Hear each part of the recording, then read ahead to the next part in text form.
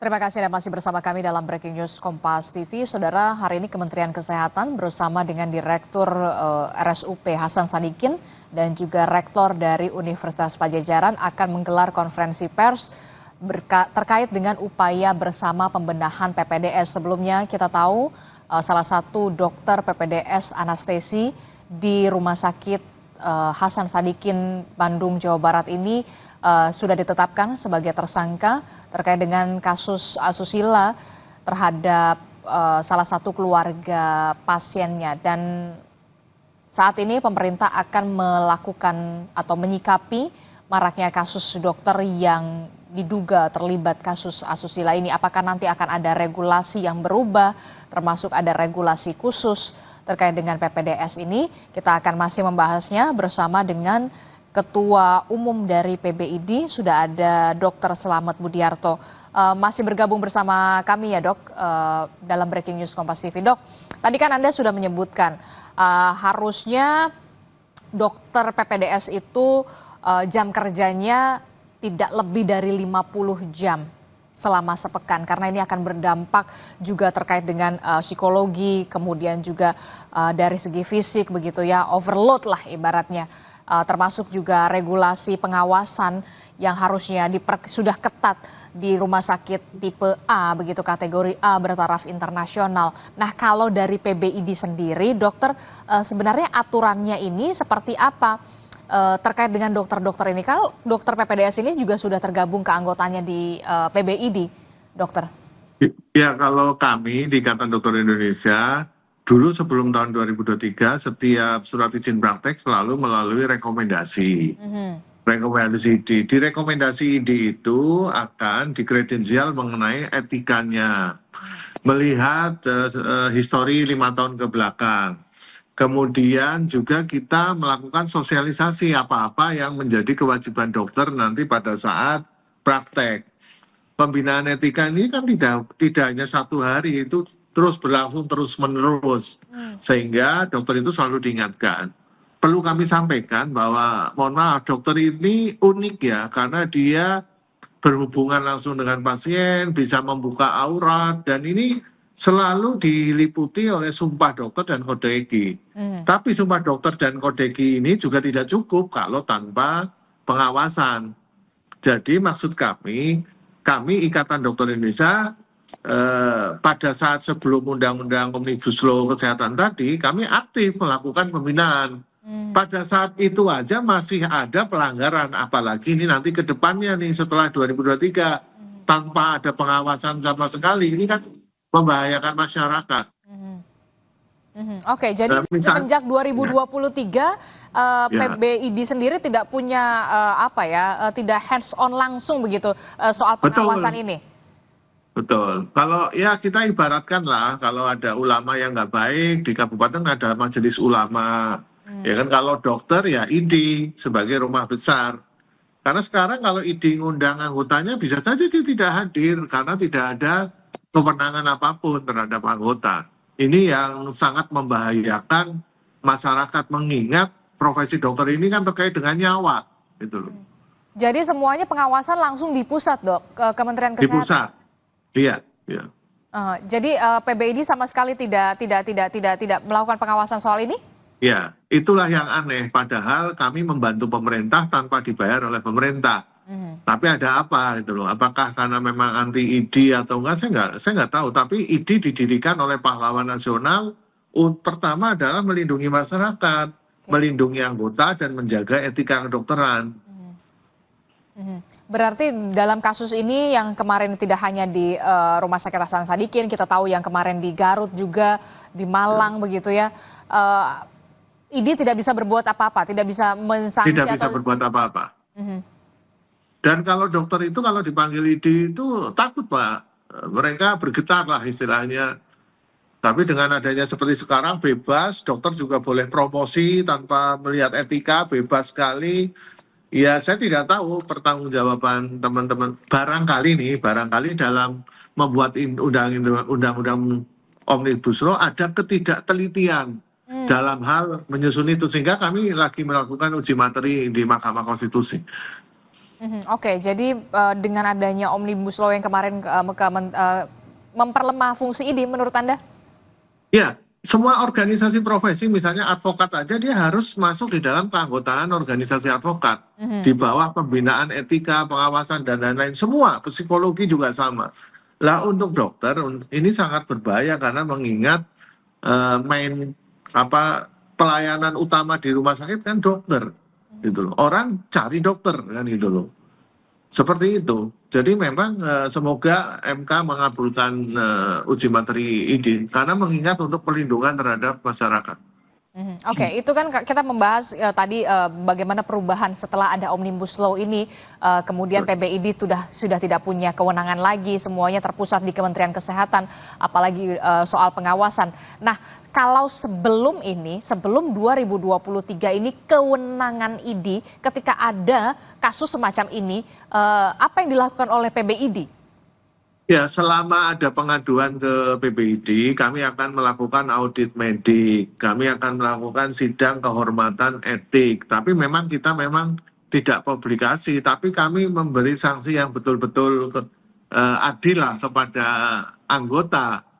Kemudian kami mengeluarkan rekomendasi izin praktek. Tapi dalam perjalanannya ada oknum-oknum ID yang tanda kutip menghalang-halangi. Tapi sangat kecil dan itu bisa ditanggulangi. Oke. Atas dasar itu malah kewenangan ini diambil semua oleh pemerintah. Oke. Ini yang kami prihatin. Oke, kita akan ajak dokter dan juga pemirsa Kompas TV untuk melihat sekarang ke Kementerian Kesehatan akan ada konferensi pers pernyataan resmi dari Rektor Universitas Padjadjaran, kemudian juga ada dari Kemendikti-Saintek, kemudian juga dari Kementerian Kesehatan menyikapi maraknya kasus dokter atau tenaga medis yang terlibat kasus asusila. Selamat pagi semuanya, terutama kepada rekan-rekan media yang tercinta. Semoga semua dalam keadaan sehat walafiat. Sebelumnya kita panjatkan puji dan syukur kepada Tuhan Yang Maha Esa dan berkat limpahan kasih-Nya kita dapat berkumpul pagi ini dalam situasi yang sehat, dalam situasi yang mudah-mudahan selalu gembira dalam acara konferensi pers. Kita tahu bahwa merespon pemberitaan hangat yang sedang berkembang di ruang publik saat ini terkait dengan dugaan pelanggaran dan disiplin oleh tenaga medis. Oleh karena itu hari ini saya Wiwit dari Kementerian Kesehatan bersama dengan Kementerian Pendidikan Tinggi, Sains dan Teknologi, RSUP Hasan Sadikin, Universitas Padjadjaran, melaksanakan konferensi pers dengan tema pembenahan PPDS, RSUP Hasan Sadikin, dan juga Universitas Padjadjaran. Dan kegiatan ini dimaksudkan untuk memberikan penjelasan yang komprehensif terkait dengan upaya perbaikan kolaboratif dalam tata kelola pembinaan dan pengawasan PPDS. Dan saat ini sudah hadir di samping saya, dalam daring ada Menteri Kesehatan Bapak Budi Gunadi Sadikin, kemudian Mendistek Saintek ada Prof.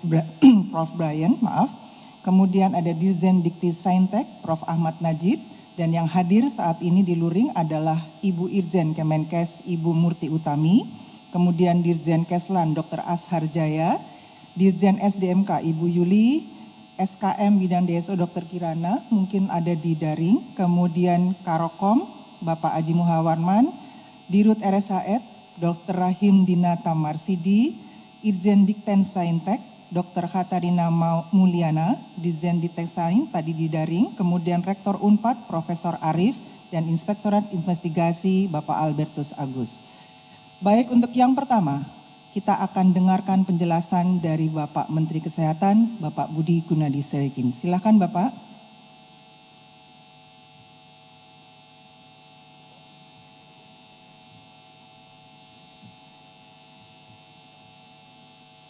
Saat ini Pak Budi, kita dengarkan melalui daring ya teman-teman.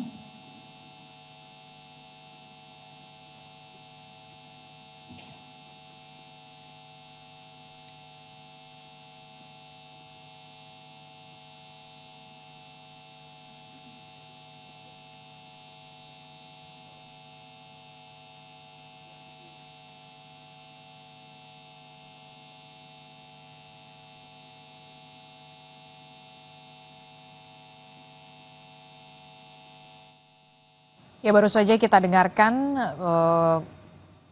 awalan dari juru bicara Kementerian Kesehatan, Dr. Gigi Widiawati yang sudah hadir di Kementerian Kesehatan ini dari RSUP Hasan Sadikin, kemudian dari Kemendikti Saintek, ya akan melakukan pernyataan resmi atau keterangan resmi menyikapi kasus dokter PPDS anestesi di RSUP Hasan Sadikin Bandung yang sudah ditetapkan sebagai tersangka dalam kasus dugaan asusila, saudara. Saat tadi saya sempat berbincang bersama dengan Ketua Umum PBID, Dr. Slamet Budiarto, yang menyebut bahwa memang seharusnya sesuai dengan aturan jam kerja dari dokter-dokter PPDS di suatu rumah sakit atau di fasilitas kesehatan ini tidak lebih dari 50 jam dalam satu pekan, saudara. Termasuk juga soal bagaimana upaya pembenahan regulasi di rumah sakit, termasuk juga soal pengawasan di rumah sakit terkait dengan dokter-dokter PPDS, termasuk juga bagaimana kewenangan dari PBID setelah adanya Omnibus Law yang kemudian terjadi perubahan kewenangan di PBID. Sepenuhnya semuanya ada di Kementerian Kesehatan kewenangannya. Kita akan saksikan bersama keterangan resmi dari Menteri Kesehatan Budi Gunadi Sadikin berikut ini. Bisa Bapak jelas? Jelas, monggo dipersilakan Bapak dimulai. Terima kasih Pak Brian, Pak Mendikti Saintek yang sudah hadir, teman-teman dari Universitas Pajajaran, juga dari Rumah Sakit Hasan Sadikin, dari Kemendikti Saintek dan juga dari Kemenkes. Hadirin sekalian, Assalamualaikum warahmatullahi wabarakatuh. Jadi pada hari ini saya dan Pak Brian ingin menyampaikan penjelasan mengenai perbaikan-perbaikan yang akan kita lakukan. Berdasarkan kejadian-kejadian yang berulang terjadi mulai dari Semarang, Bandung, Jakarta, Manado, dan Medan terkait dengan para peserta program pendidikan dokter spesialis atau PPDS. Hal-hal yang terjadi terus-menerus ini benar-benar sangat memprihatinkan dan kami menyesalkan sekali kejadian-kejadian yang berdampak bukan hanya kepada bagi peserta didik, tapi juga terutama bagi masyarakat semua. Untuk itu kami merasa harus ada perbaikan yang serius, sistematis dan konkret bagi pendidikan program dokter spesialis ini. Nah, beberapa langkah-langkah konkret yang akan dilakukan nanti akan dijelaskan oleh Direktur Utama Rumah Sakit Hasan Sadikin dan juga Rektor dan Dekan dari Fakultas Kedokteran Universitas Pajajaran. Tapi saya sebagai Menteri menitipkan beberapa hal yang perlu dilakukan kita ya pemerintah agar kualitas dan juga bukan hanya keterampilan tapi budaya dari para peserta pendidikan dokter spesialis ini bisa kita bentuk dengan baik agar bisa meningkatkan pelayanan kesehatan bagi masyarakat. Beberapa hal yang saya titipkan agar benar-benar harus dilakukan. Yang pertama adalah pada saat rekrutmen dari calon peserta pendidikan dokter spesialis itu diwajibkan untuk mengikuti tes psikologis. Sehingga dengan demikian kita bisa mengetahui kondisi kejiwaannya dari bersangkutan untuk bisa melakukan pendidikan ini dan nantinya akan bisa melayani masyarakat dengan sebaik-baik. Saya juga minta yang kedua agar transparansi dari proses rekrutmen ini dilakukan dengan baik sehingga tidak ada lagi yang preferensi khusus yang mengakibatkan kita akan salah pilih dari peserta pendidikan dokter spesialis ini.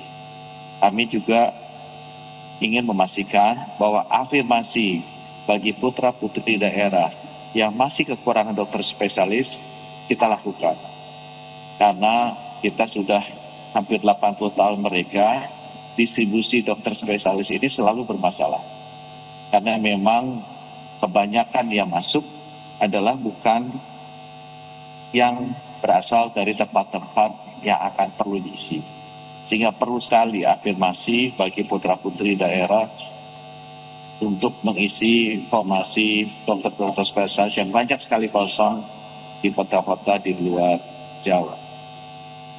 Yang kita ingin juga pastikan, saya titip yang ketiga adalah kami banyak mendengar bahwa pendidikan dokter spesialis yang dilakukan di rumah sakit itu tidak dilakukan langsung oleh konsulennya, tidak dilakukan langsung oleh gurunya, tapi dilakukan oleh seniornya, oleh kakak. Kami banyak mendengar bahwa pendidikan dokter spesialis yang dilakukan di rumah sakit itu tidak dilakukan langsung oleh konsulennya, tidak dilakukan langsung oleh gurunya, tapi dilakukan oleh seniornya, oleh kakak kelasnya. Sehingga ini tidak benar-benar memberikan kualitas yang kita inginkan, dan baik dari sisi keterampilannya maupun dari budaya kerja. Di negara-negara lain di seluruh dunia, pendidikan dokter spesialis ini dilakukan oleh konsulennya. Dan ini yang kita lihat perlu perbaikan, dan itu harus disertai juga dengan logbook yang digital yang menggambarkan bahwa benar-benar konsulennya lah yang mengajar para dokter-dokter muda ini, bukan senior, bukan chiefnya. Ya, yang saya dengar banyak sekali yang ngajar ini malah bukan konsulennya, tetapi senior. Kami juga ingin memastikan bahwa setiap 6 bulan harus dilakukan screening psikologis, sehingga kondisi kejiwaan daripada peserta didik ini bisa kita monitor dengan rutin. Sehingga kalau ada hal-hal yang menunjukkan ada tekanan yang sangat besar di mental mereka, bisa kita identifikasi dengan lebih dini. Terkait dengan pelayanan di rumah sakit, saya juga meminta agar disiplin jam kerja bagi para peserta didik ini dilakukan tanpa kecuali. Kami mendengar bahwa para peserta didik dokter spesialis ini dipaksa bekerja luar biasa. Banyak yang bilang katanya ini untuk latihan mental, tapi menurut saya terlalu berlebihan. Aturan-aturan mengenai jam kerja bagi peserta didik itu sudah ada dan seluruh dunia juga standar. Saya minta bahwa ini benar-benar dipatuhi. Kalau pun mereka harus bekerja overtime di satu hari, berikutnya harus libur. Karena beban yang kerja yang sangat tinggi kalau dilakukan terus-menerus akan sangat menekan kondisi psikologis peserta didik. Saya minta seluruh rumah sakit Kementerian Kesehatan yang melakukan pendidikan dokter spesialis ini secara disiplin mematuhi jam kerja dari para peserta didik. Kemudian yang kelima ya, untuk pelayanan yang saya juga minta dilakukan di seluruh rumah sakit Kemenkes adalah jaminan keamanan dan pengawasan bagi peserta didik. Saya sering sekali mendengar bahwa para peserta didik ini disuruh-suruh melakukan pekerjaan yang seharusnya tidak ada hubungan dengan mereka, ya, atau bukan merupakan tugas mereka. Mereka harus dorong-dorong tempat tidur pasien, mereka harus bekerja disuruh-suruh sebagai kurir yang membawa bukti pemeriksaan lab atau request pemeriksaan lab, pengambilan obat, itu bukan tugas mereka. Itu sudah ada orang lain yang bertugas di rumah sakit pendidikan. Ya, jadi harus diawasi oleh para direktur utama pendidikan bahwa mereka benar-benar bekerja sebagai dokter yang belajar kompetensi yang lebih tinggi. Bukan digunakan untuk melakukan pekerjaan-pekerjaan lain yang tidak esensial.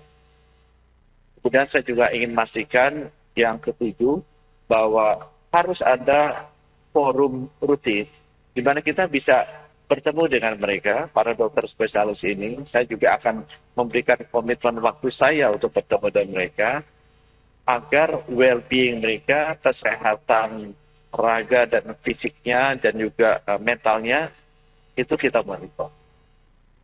Kalau ada masalah-masalah kita bisa deteksi dini. Jadi saya minta semua dirut rumah sakit Kementerian Kesehatan itu harus rutin bertemu, turun langsung bertemu dengan mereka, melihat bagaimana kondisi mereka dan segera melakukan intervensi kalau memang ada potensi masalah-masalah yang ada. Kemudian yang terakhir yang saya minta juga adalah tekanan dari pendapatan itu selalu saya dengar. Jadi para dokter spesialis ini umumnya sudah berkeluarga. Mereka juga sudah bekerja. Ya. Sekarang mereka harus mengikuti program pendidikan dokter spesialis, tidak mendapatkan pendapatan, sehingga tekanan finansialnya besar sekali. Ya. Belum lagi mereka harus membayar.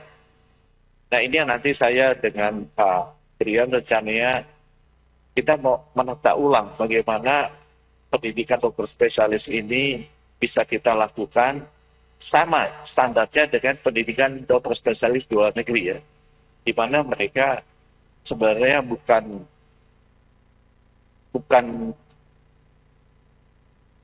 harus mengeluarkan uang ya, mereka malah mendapatkan uang untuk mendalami profesi mereka, Nah, langkah konkret yang saya ingin segera lakukan, saya sudah minta kepada Dirjen Tenaga Kesehatan agar para peserta pendidikan dokter spesialis ini kita kasih SIP sebagai dokter umum, agar mereka bisa bekerja praktek sebagai dokter umum dan bisa mendapatkan pendapatan juga sebagai dokter umum.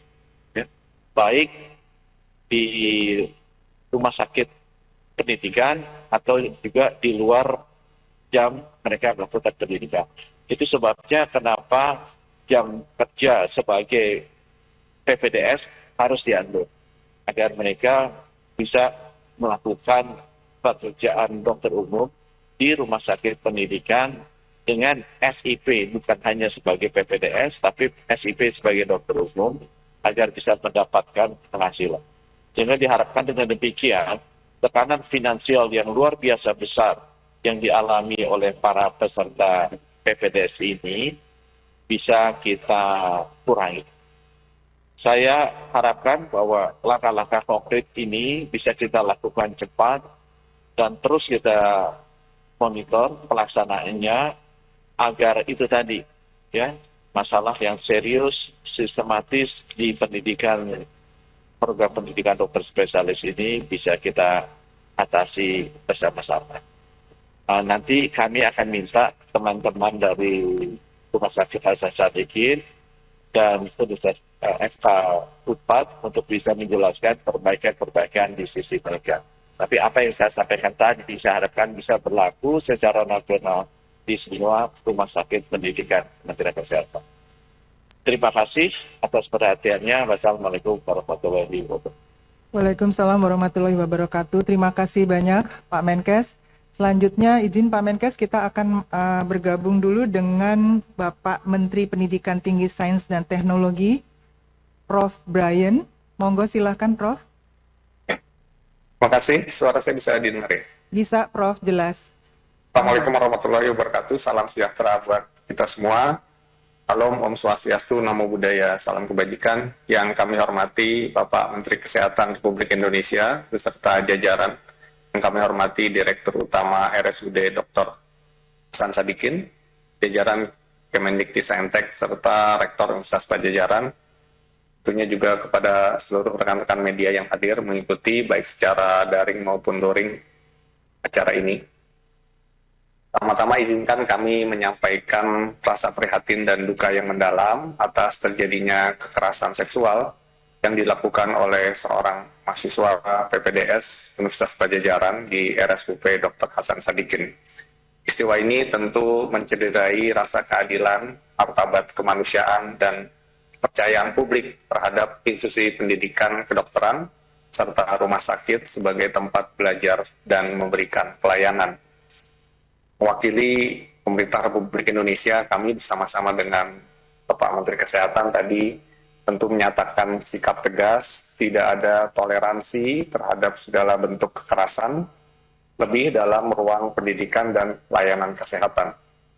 Kekerasan apapun bentuknya, tentu kita harus tindak tegas, baik secara akademik, secara administratif, maupun secara hukum. Kita tidak boleh memandang kasus ini sebagai peristiwa individual semata. Tadi Pak Menkes juga sudah menyampaikan beberapa kasus-kasus lainnya, melainkan juga tentu sebagai alarm atas perlunya evaluasi dalam sistem pendidikan profesi kedokteran kita. Selanjutnya kami tentu mengapresiasi langkah cepat Universitas Padjadjaran, Bapak Rektor, Bapak Dekan, serta seluruh jajarannya yang dalam waktu kurang dari 24 jam sejak kejadian dilaporkan, pelaku langsung dinonaktifkan dari seluruh kegiatan akademik dan klinik. Investigasi internal segera juga dilakukan dan pelaku sudah mengakui perbuatannya. Dalam waktu 1 bulan juga Pak Rektor sudah mengeluarkan keputusan pemutusan hubungan studi secara permanen. Selain itu kami juga mendapatkan laporan bahwa UNPAD telah melakukan evaluasi menyeluruh terhadap sistem pendidikan PPDS termasuk seleksi masuk, proses pembelajaran, dan pendampingan. Tentu tadi poin-poin yang disampaikan oleh Bapak Menteri Kesehatan kami sangat setuju. Hal-hal yang seharusnya tidak terjadi di dalam program profesi dokter maupun program-program pendidikan lainnya sudah selayaknya kita tinggalkan. Marilah kita menuju program pendidikan yang lebih bermartabat sehingga hasil pendidikan dalam bentuk dokter spesialis itu juga akan jauh lebih baik. Kemdikti-Saintek telah dan terus berkoordinasi erat dengan Kementerian Kesehatan untuk memastikan penanganan kasus ini dan dampaknya secara menyeluruh. Kami juga sedang menyusun beberapa langkah preventif agar kasus serupa tidak terulang, mahasiswa lain tidak menjadi korban sistem ini, dan layanan kesehatan tetap berjalan tanpa terganggu. Kami juga bisa menyampaikan bahwa Kemdikti-Saintek bersama Kementerian Kesehatan telah membentuk komite bersama untuk menyusun pedoman pencegahan dan penanganan kekerasan di pendidikan kedokteran. Beberapa hal tadi poin yang sudah disampaikan oleh Bapak Menteri Kesehatan juga diharapkan bisa dipastikan terjadi perubahan, terjadi perbaikan, sehingga sistem pendidikan profesi dokter spesialis itu dapat berjalan dengan seharusnya. Saya menyerukan kepada seluruh pimpinan perguruan tinggi, terutama yang memiliki fakultas kesehatan, fakultas kedokteran, rumah sakit pendidikan, pendidikan klinik dan masyarakat untuk bersama-sama marilah kita membenahi sistem yang ada, menjadikan ruang pendidikan termasuk sistem yang ada di rumah sakit sebagai tempat yang aman dan bermartabat. Kemudian juga marilah kita lahirkan dokter-dokter yang tidak hanya cerdas, tidak hanya memiliki kualifikasi yang baik, tetapi juga berintegritas dan bermartabat serta menjunjung nilai-nilai kemanusiaan. Kami sekali lagi sepakat dengan apa-apa yang sudah disampaikan oleh Bapak Menteri Kesehatan, sehingga semua itu dapat berbaiki. Kita ingin menghasilkan dokter-dokter yang bermartabat, yang dengan itu mereka dapat mengabdi kepada masyarakat, bangsa, dan negara secara jauh lebih baik. Sebagai penutup, kami sampaikan bahwa ini bukanlah semata-mata masalah satu institusi, satu mahasiswa, atau satu rumah sakit, apalagi beberapa kasus sebelumnya juga telah terjadi.